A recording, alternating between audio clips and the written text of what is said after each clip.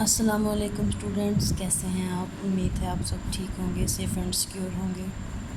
تو اسٹوڈنٹس، جیسا کہ آپ جانتے ہیں، ہمارا پچھلا ٹاپک جس کا نام تھا غلط فکرات کی درستی، کمپلیٹ ہو چکا ہے۔ آج ہم نے کرنا ہے ایک نیو ٹاپک سٹارٹ، جس کا نیم ہے، ٹاپک ہے ہمارا محاورات اور ان محاورات، یہ محاورے ہیں اور ان کے آگے سے ہم نے جملے بنانے ہیں۔ محاورات کیسے کہتے ہیں؟ محاورات ایک لفظ، ایسا لفظ جس کے پیچھے ایک کہانی چھپی ہو، مطلب ایک ضرب المثل کہانی یا بات،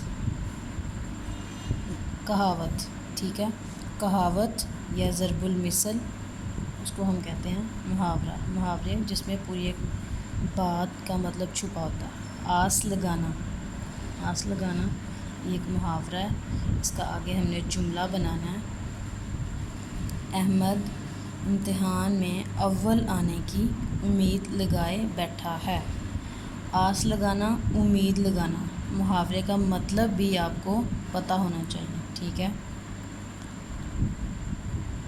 آس لگانا، امید لگانا، احمد اول آنے کی، فرسٹ آنے کی آس لگائے بیٹھا ہے، یہ تھا اس کا مطلب۔ یہ ایک مطلب کیا ہے؟ ایک محاورہ ہے، اس کے پیچھے اس کا جو جملہ ہے اس میں ایک باقاعدہ پوری سٹوری، ایک کہانی بتائی جا رہی ہے، ایک ضرب المثل، ایک کہاوت بتائی جا رہی ہے، ٹھیک ہے۔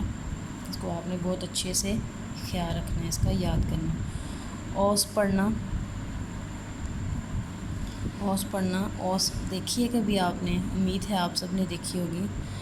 رات کو جب ہم سو جاتے ہیں، صبح جب اٹھتے ہیں تو جو ایک نمی کی جو چھوٹی چھوٹی بوندیں ہوتی ہیں، وہ جب چیزوں پر پڑتی ہیں تو وہ ایکچولی اوس ہوتی ہے۔ اوس پڑھنا، امتحان میں ناکامی سے بابر کی امیدوں پر اوس پڑ گئی، ٹھیک ہے۔ ٹھکانے لگانا، دشمن کی لاشوں کو ٹھکانے لگا دو۔ تارے گننا،